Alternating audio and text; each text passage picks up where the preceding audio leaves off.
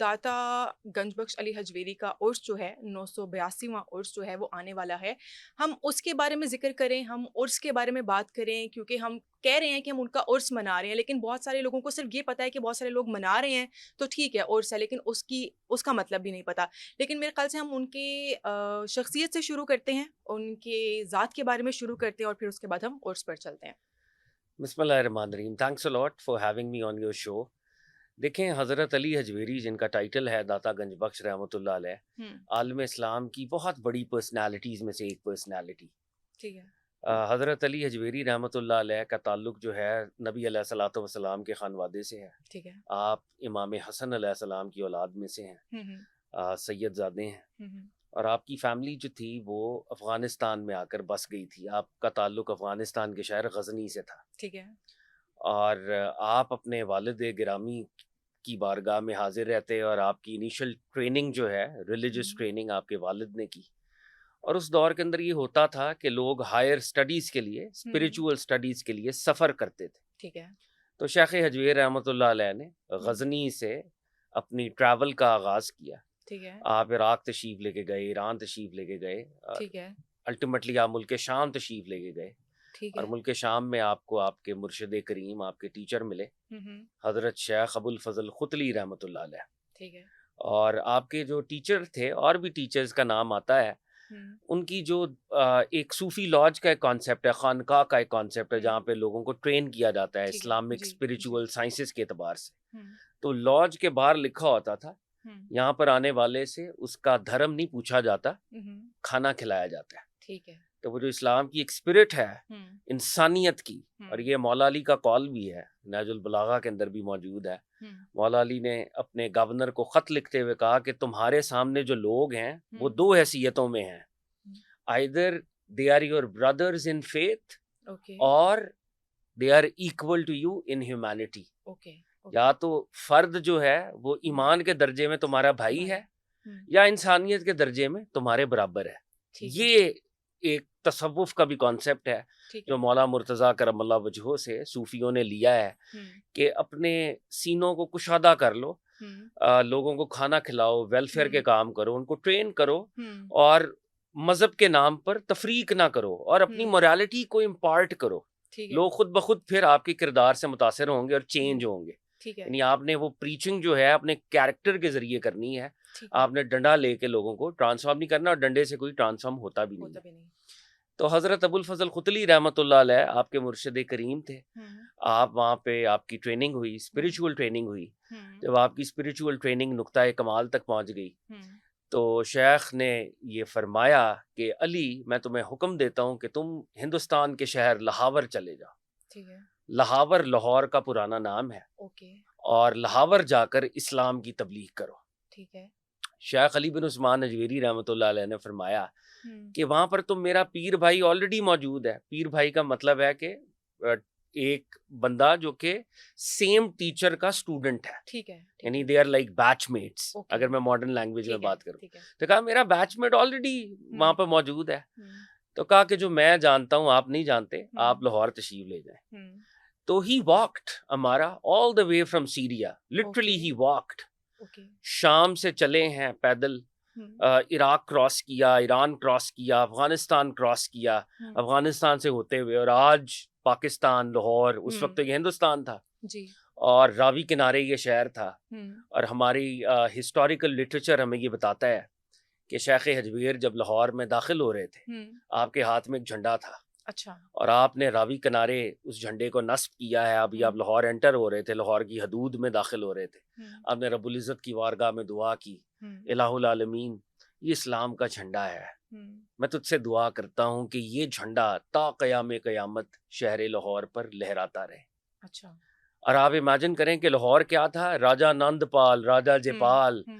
ये non Muslim seat थी और जी। बहुत बड़ी सीट थी। हुँ, जैसे रावी है ना, जैसे गंगा जमुना है, तो हुँ। रावी की हिंदू मत के अंदर वो हैसियत है। रावी एक अच्छा, सेक्रेड रिवर है, जैसे गंगा ठीक है। जमुना वहाँ पर जी। सेक्रेड रिवर है।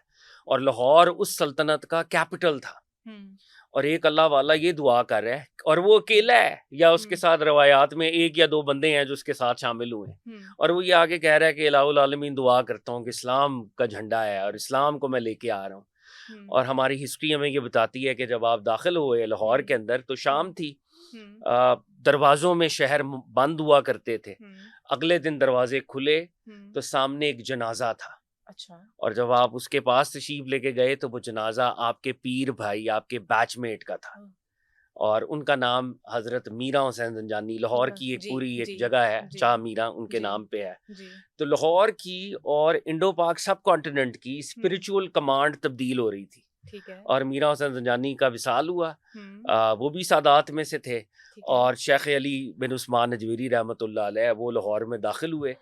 आपने अपनी ज़िंदगी के 20, 25, 30 साल आखिरी तकरीबन लाहौर में बसर किए हैं। ठीक है। ये आपकी तबलीग है, ये आपकी प्रीचिंग है कि यहाँ पर इस्लाम का पौधा लगा है। ठीक है। पंजाब के अंदर इस्लाम फैला है और फिर वो इस्लाम ने एक्सपैंड किया है टुवर्ड्स नॉर्दर्न इंडिया। ठीक है। और फिर आपकी वो जो तबलीग का जो प्रोसेस है उसको आगे लेके गए ख्वाजा मोइनुद्दीन चिश्ती अजमेरी और बाबा फरीदुद्दीन और ये सारे निज़ामुद्दीन औलिया। लेकिन हज़रत अली अजमेरी एक हमारी हिस्ट्री के अंदर एक पैराडाइम शिफ्ट है। अगर वो दुनियावी तौर पे यहाँ पे ना आते, जिस तरह से उन्होंने तबलीग की और जिस बड़े पैमाने पर उन्होंने तबलीग की, उसने लाहौर को, पंजाब को अल्टीमेटली बड़े सगीर के अंदर उन्होंने एक ट्रांसफॉर्मेशन क्रिएट की और यहाँ पर इस्लाम का पौधा जो है लगा है। एक बात और मैं उनकी हिस्ट्री के हवाले से ऐड करना चाहता हूँ। हजरत एक प्रोलिफिक ऑथर थे, बहुत बड़े लिखारी भी थे। ठीक है। आपने 9 किताबें लिखी थी। बहुत सी किताबें ऐसी हैं जो कि आगे ट्रांसफ़र नहीं हुई, हवादिस ज़माना का की नज़र हो गई। आपकी एक किताब है तसव्वुफ़ पर, which is known as the Encyclopedia of Spirituality and Mysticism. इसको कश्फुल माजूब कहते हैं। और कश्फुल माजूब जो आपकी किताब है वो तसव्वुफ़ में ख़ास तौर पर फ़ारसी में पहली किताब है जी। और इसकी मल्टीपल ट्रांसलेशंस हो चुकी हैं, अंग्रेज़ी में, जर्मन में, रशियन में और लैंग्वेजेस में। हज़रत की तालीमात को वेस्ट में पढ़ा जाता है। हज़रत की तालीमात के ऊपर PhDs हो रही हैं, एमफिल्स हो रहे हैं। हमें पाकिस्तान में नहीं पता बाय द वे वो किस दर्जे के शख्स हैं। और अल्लामा मोहम्मद इकबाल, और वो क्योंकि हमारे स्पिरिचुअल फाउंडिंग फादर हैं, अल्लामा मोहम्मद इकबाल खुद हज़रत शेख अजमेर से बहुत ज़्यादा इंस्पायर्ड थे। और आपकी जो मशहूर नज़्म है असरार खुदी, उसके अंदर इकबाल ने फरमाया सैयदे हजवेर मखदूम उमम मरकदे पीरे संजर राहरम। हजवेर का जो सैयद है वो उम्मत का इमाम है, और आपकी जो ग्रेव है, आपका जो मज़ार है, वो पीरे संजर जो कि ख्वाजा मोइनुद्दीन चिश्ती अजमेरी का टाइटल है, उनके लिए एक हरम की मानद है, यानी सेक्रेड एक जगह है, मुकद्दस एक जगह है। क्योंकि शेख मोइनुद्दीन चिश्ती अजमेरी ने जो इंस्पिरेशन ली थी इस एरिया के अंदर, वो ख़ास तौर पर उन्होंने हज़रत दाता साहब से ली थी। और उन्होंने फिर वो अजमेर के अंदर, और अजमेर आपको पता है कि राजस्थान का और वो सारा कैपिटल था, राजपुताना स्टेट, और पृथ्वीराज चौहान, तो वो शेख अजमेरी ने किया है। तो दीज टू पर्सनैलिटीज, इनके दरमियान तकरीबन 100 साल 90 साल का फ़र्क है टाइम का, लेकिन वो जो पहली ईंट एक लेवल के ऊपर हज़रत दाता साहब ने रखी, उसको फिर नुक्ता अरूज और नुक्ता कमाल तक ख्वाजा मोइनुद्दीन चिश्ती अजमेरी और चिश्तिया के दीगर औलिया अल्लाह लेके गए। तो ये इनका एक ब्रीफ सा स्केच है इनकी लाइफ का। जो आप दूसरा सवाल पूछ रही हैं, उर्स क्या है? देखें, बात ये है कि कुछ चीज़ें होती हैं रस्म के दर्जे पे, रिचुअल, ठीक है। मैं और आप जिस दिन आज़ाद हुए 14 अगस्त, तो मैं उसको सेलिब्रेट करना चाहता हूँ। बिल्कुल। मेरे दीन का तकाजा नहीं है ये। बिल्कुल। मेरा दीन मुझे नहीं कह रहा कि तुमने को इंडिपेंडेंस डे को सेलिब्रेट करना है।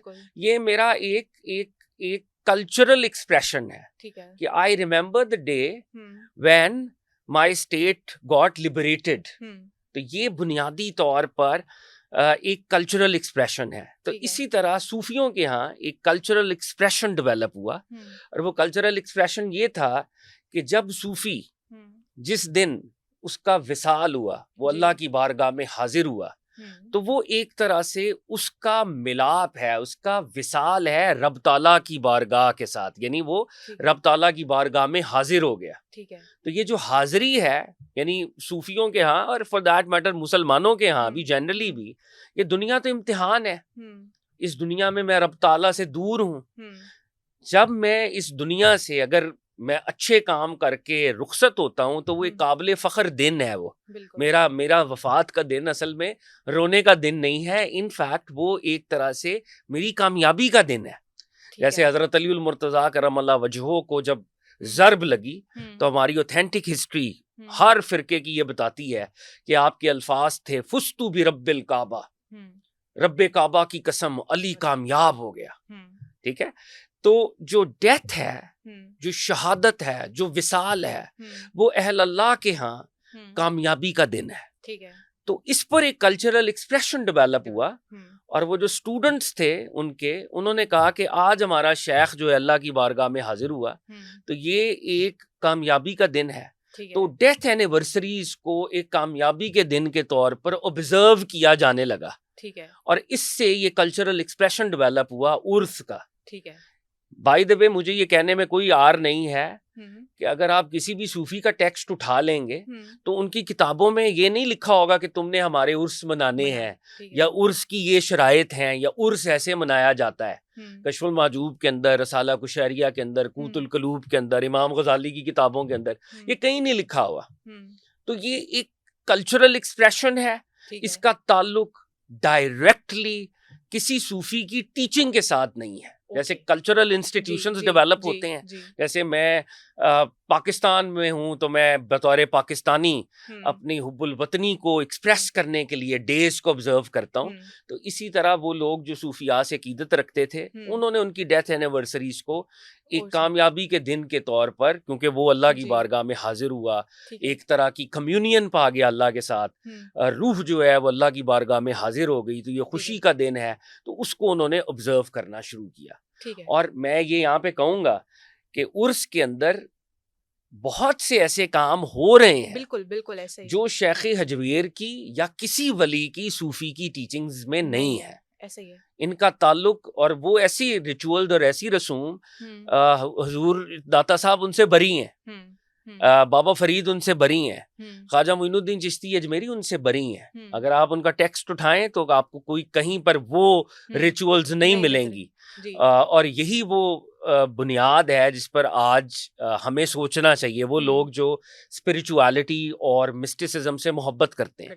ठीक है। क्योंकि शेख हजवेर की जो किताब है कश्फुल माजूब, वो किताब उन्होंने लिखी इसलिए थी कि 2 नंबर तसव्वुफ फैल रहा है। तो आप कहते हैं कि ये 2 नंबर तसव्वुफ है, इसके खिलाफ मैं किताब लिख रहा हूँ। ठीक है। रस्मी सूफी सामने आ गए हैं, असली सूफी पीछे चले गए हैं, छुप गए हैं, औलिया का रास्ता उसको फरामोश कर दिया गया है। तो अगर 1000 साल पहले हजरत अली हजवेरी ये कह रहे हैं तो आज तो हम ज्यादा गए गुजरे जमाने में हैं। तो मुझे कहने में कोई आर नहीं है कि उर्स की जो स्पिरिट थी वो एक कल्चरल एक्सप्रेशन की स्पिरिट है, मगर उसके अंदर भी बहुत करप्शन और कंटामिनेशन हुई है। औलिया अल्लाह उस इल्जाम से बरी हैं बाय द वे।